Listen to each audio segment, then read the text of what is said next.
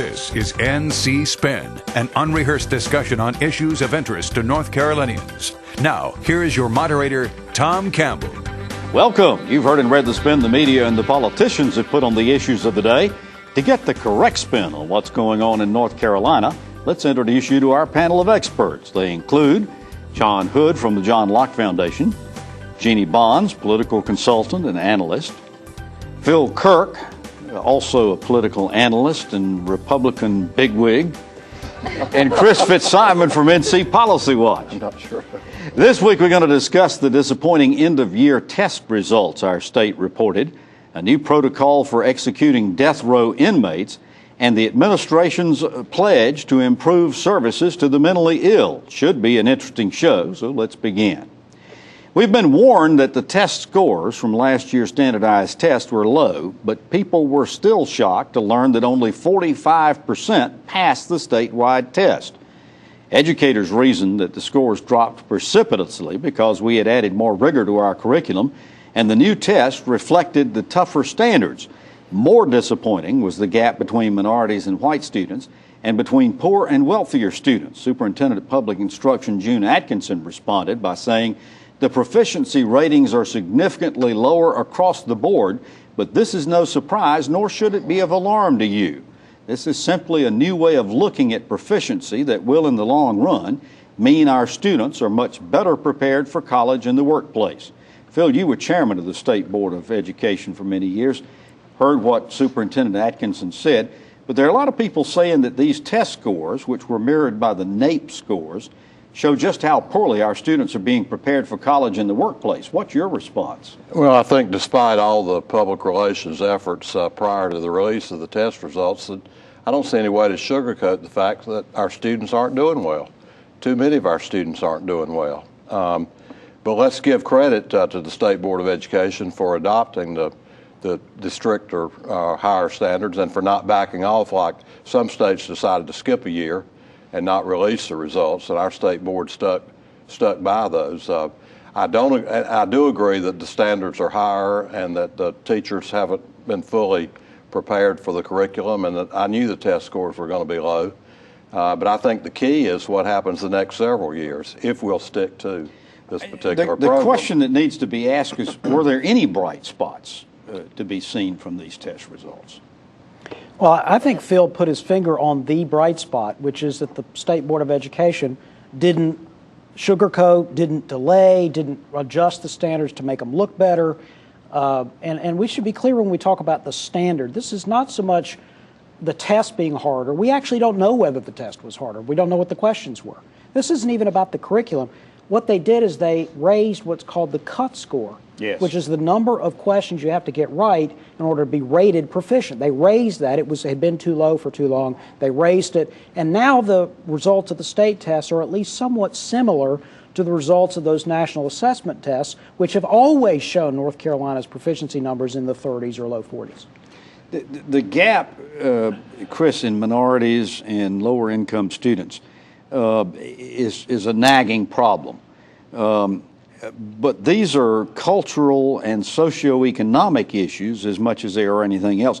Is it fair to ask our educators to try to fix these problems? Well, I think I think there are strategies to fix them, but I think some of the actions that have been taken the last few years may make these problems worse. If class sizes go up, if teacher assistants are gone in the early grades when kids are struggling, if we're not having as many kids in NC pre-K as we had a few years ago, and we still haven't come close to fully funding all the at-risk kids. So there's a lot of things we can do, but there are some anomalies around the country, but for the most part, kids that grow up in low-income households, as we know and understand, face bigger challenges than kids that don't, and that's a problem that teachers can't fix. There are some things we can do. I do want to point out a couple of things. I think Phil I agree strongly with one of the things he said. The real test of this is next year, is what happens. Did we improve from these standards? And I would take a little bit of issue that North Carolina is not generally way out of step with NAEP scores around the country. We are not horrible compared to other states. In fact, we do better in some. About average. Right, we are about average. I got that. Like, well, no, I think it's important. I didn't say that. No, but you did say. I think you leave the impression that, oh my gosh, every kid in North Carolina, we're doing terrible on these NAEP scores. Have been consistently low. No, they're not. They're not. They're not consistently low. That's very important. Lower than the scores of our own scores, which is absolutely true. But comparing to other states, my point is that North Carolina students aren't woefully worse than everybody else in the country, and I think it's important that people understand that. Getting back to the question that I asked Chris, Jeanne, the Constitution says we are required to provide a sound basic education for every student in North Carolina. Now, the Supreme Court just recently ruled that what the legislature has done most recently with the pre-K does comply with that. Is there any evidence, however, that all students are not being provided that sound basic education? Well, I think as Chris pointed out, we certainly have some cuts in education, instructional supplies, books, some other issues that are leading to this issue, but I don't know that there's any sound evidence of that, but we know that pre-K investments and other investments are going to help those lower income children. John, Phil raised also a good point in his opening remarks about the Common Core. You wrote a very good op-ed piece, and we posted it on our website a week or two ago. But John, there's a tremendous amount of opposition to Common Core, particularly with our Lieutenant Governor and Civitas and other groups. Where do we stand with that? Well, the opposition to Common Core is interestingly not an ideological thing. You've got folks on the left, you've got the teacher groups often are very suspicious of Common Core, they're very upset about it, they're worried that they're not being prepared to teach it effectively. Then you have some people on the right who are against it, and some people on the right who are for it. A lot of people associated with Jeb Bush and the Bush legacy on education favor Common Core. My own view is mixed. I think Common Core is an improvement over what North Carolina previously had, but we could do better. All right, before we close out this topic, Phil, I've got to say that recently you were selected and awarded the North Carolina Award, which was the highest award that we can give to someone in North Carolina. Congratulations to you for your service. Thank you. But this was the 50th year, and I think of those awards, and I think maybe they're running out of people. Well, no, they waited until the golden year to get it. You can watch NC Spin anytime you want. Just go to our website, ncspin.com, and click on the YouTube button on the right side of the page. We post each week's show on Friday, so view us anytime you like. And while at ncspin.com, be sure to sign up for our free weekly email newsletter, Spin Cycle. You can follow us also on Facebook or on Twitter at NC Spin Tweets. 4 ways to keep the conversation going: ncspin.com, NC Spin on Facebook, Twitter at NC Spin Tweets, and Spin Cycle. We look forward to hearing from you. When we get back, we're going to talk about mental health. NC Spin will return after these messages. People always ask us, don't you get tired of driving to the coast every day? We have never said yes. We enjoy bringing the fresh fish to those that don't have time to drive to the coast. The relationships that we have with fishermen in eastern North Carolina are more than business to us. It's more like family. They depend on us and we depend on them. We are proud to work with North Carolina fishermen to bring fresh fish from our dock to your table.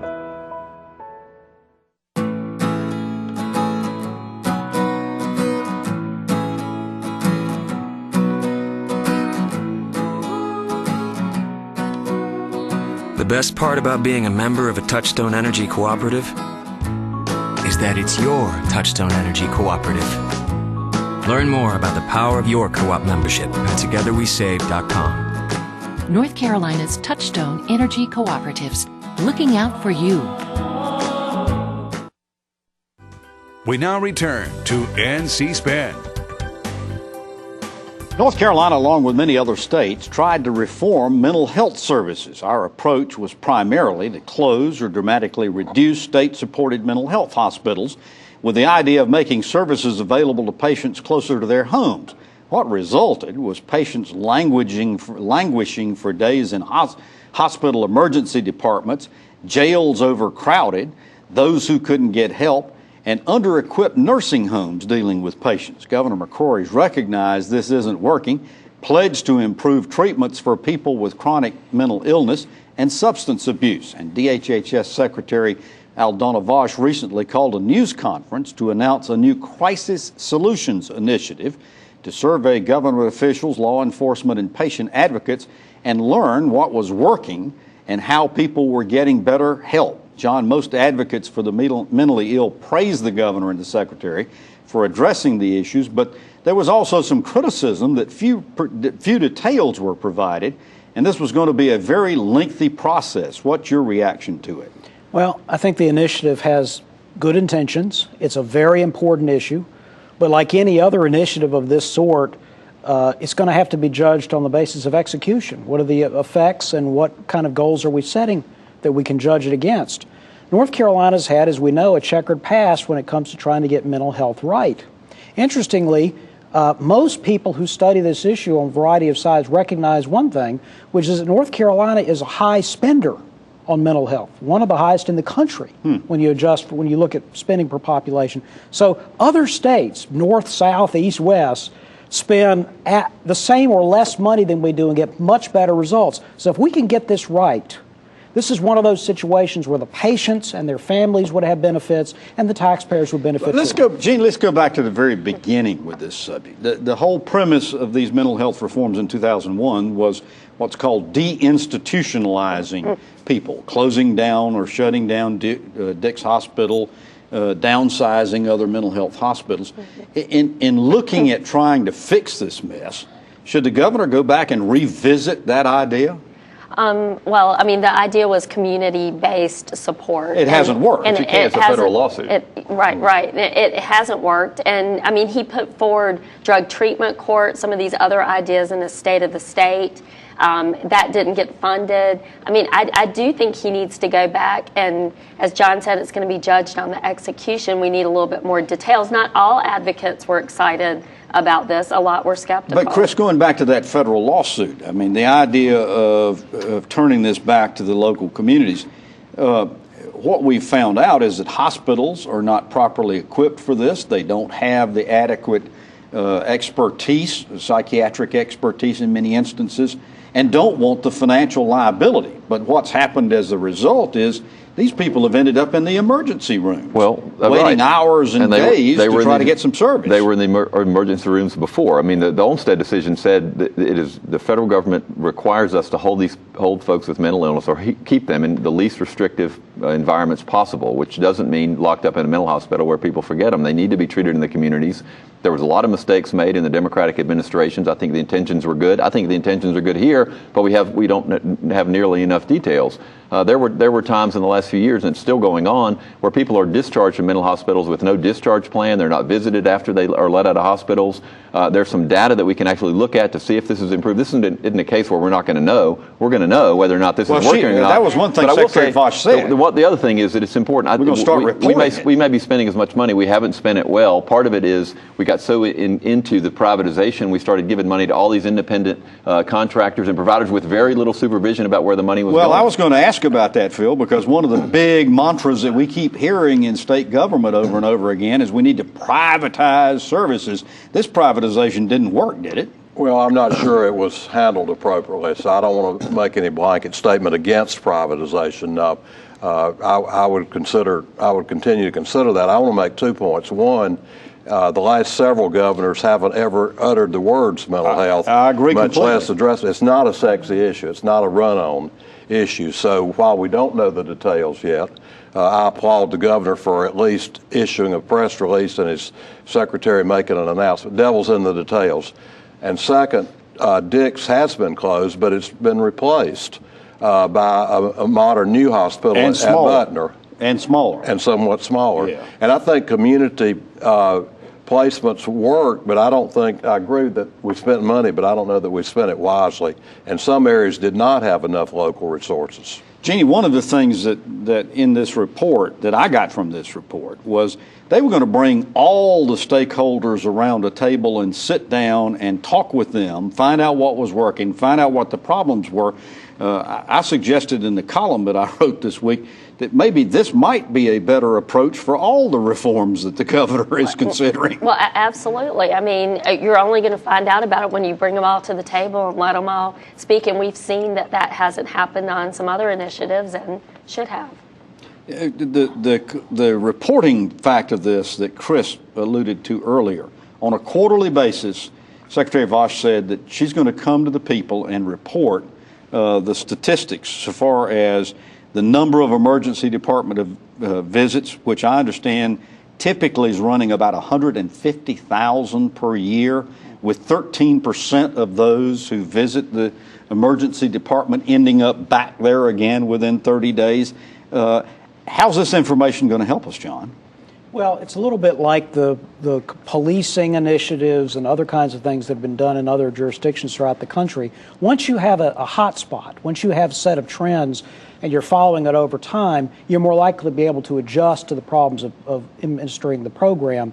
Data comes first, and success comes after that. But I think it's important. The Purdue administration, I disagree with Phil. They might not have done the greatest job in the world, but she did talk about mental health. And she talked about it, but wait a second. Now, you could go to the website, and I've done this for 4 or 5 years. You could go to the website. You could look up. There's plenty of data available. The data has been reported to the Legislative Mental Health Oversight Committee. There's been hearings about how many people are going to emergency rooms. We've known the data. We need to do a better job of fixing the data, not just talk about making data available. Well, we're going to be watching to see what happens to this new initiative, and we certainly hope them well for getting this mental health problem fixed. When we come back after these messages, we're going to talk about a new execution protocol. NC Spin will return after these messages.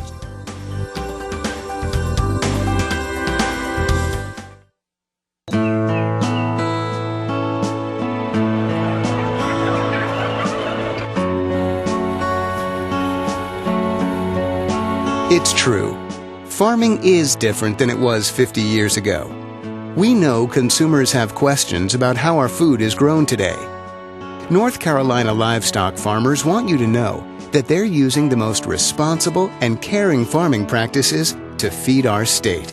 ncanimalag.com. The North Carolina Medical Society is committed to a healthier North Carolina. We feel as an organization representing over 14,000 physicians that we have a responsibility and an obligation to help our citizens become more healthy. And by doing this, we want to help educate them about ways in which they need to keep themselves healthy through good nutrition, exercise, and maintaining a healthy lifestyle. These ingredients will help not only individual citizens become and maintain a healthier outlook on their lives, but also help contribute to having a healthier state.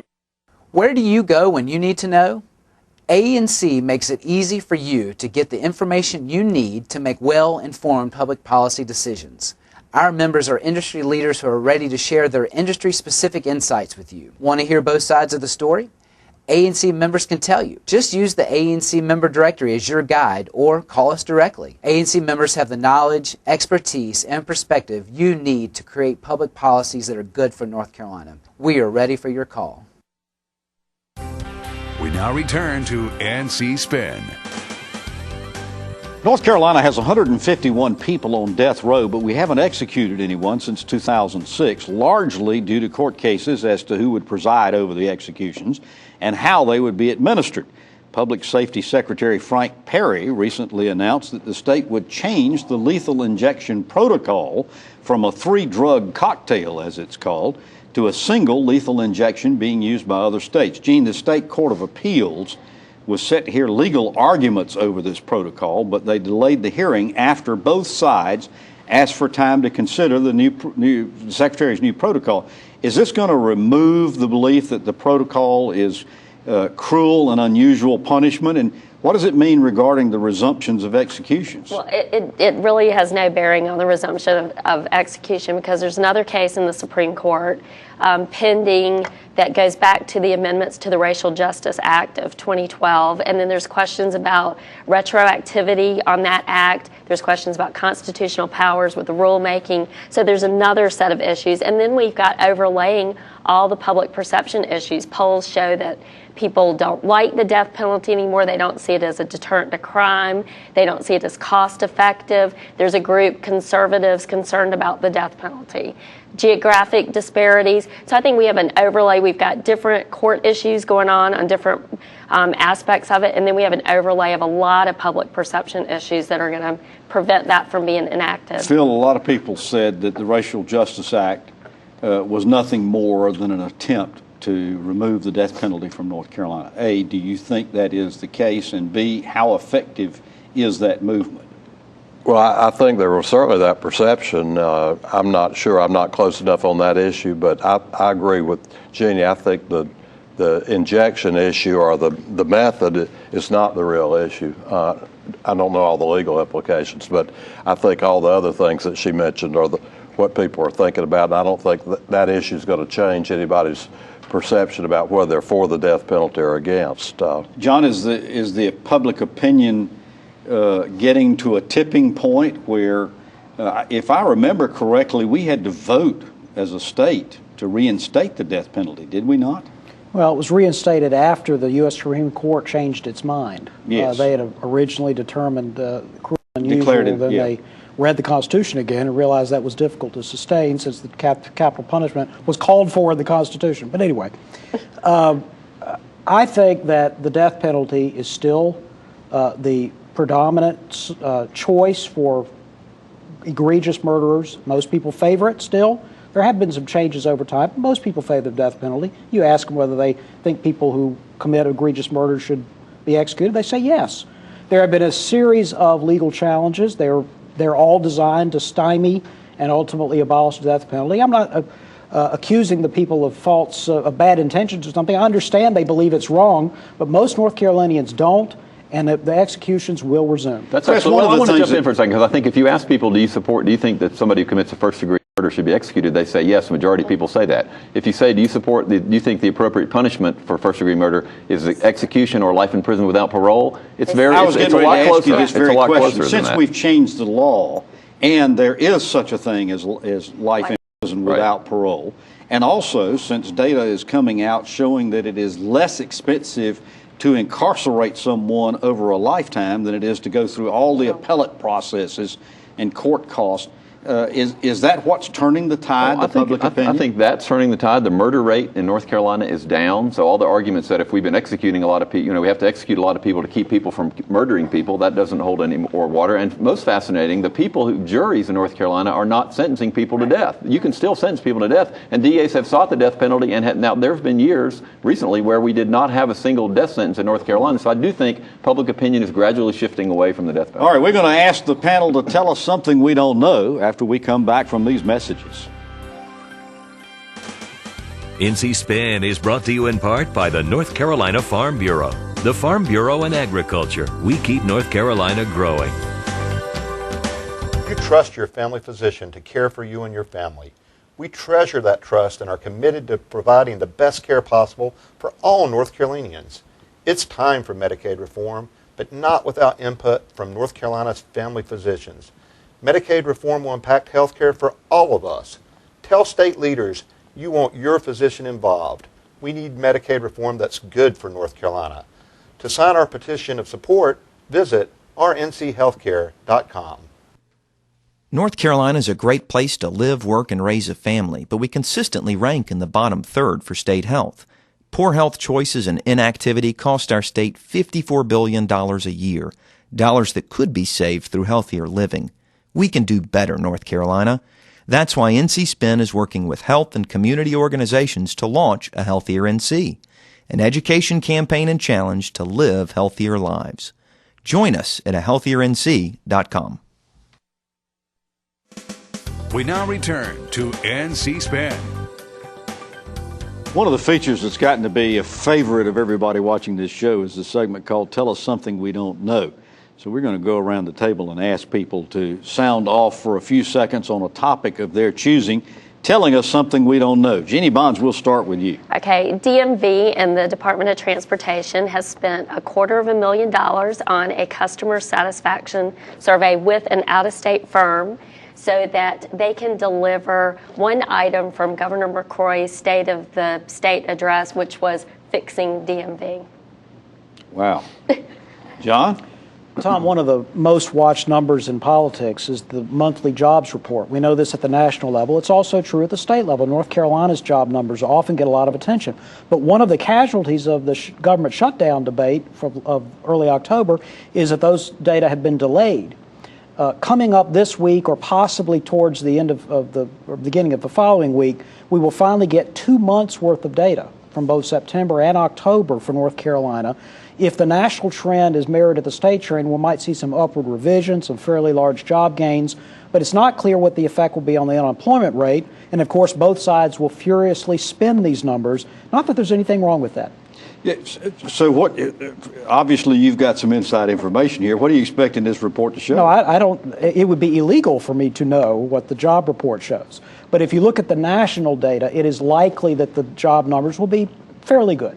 Chris, tell us something we don't know. Well, speaking of data, the Legislative Black Caucus received this week their finally request from Secretary Vaush in Health and Human Services, several hundred pages of data and audit information, also relating to a federal audit done by the GAO, the Department of Health and Human Services. It answers some questions. I think it raises a lot more, so expect the controversies to keep swirling at DHHS. Phil, tell us something we don't know. Some Democrats would have you believe that the Republicans are responsible for our deplorable education rankings when it comes to spending and teacher pay, but that's not so. Teacher pay ranked 41st in the country when the Republicans took over the legislature. Now it's around 45th. Per pupil spending ranked 45th when the Republicans took over, and now it ranks 48th. So the culprit, the economy, not the Democrats or the Republicans, and we need a bipartisan solution. All right, you've heard our spin on the issues of the day. To stay informed all during the week, give your feedback, read our weekly column, visit our website, ncspin.com, or catch us on Facebook. And we hope you'll join us next week when we take on more issues of interest to the people of North Carolina. Until then, stay informed and watch out for the spin. Join us next week and get the spin on issues facing our state.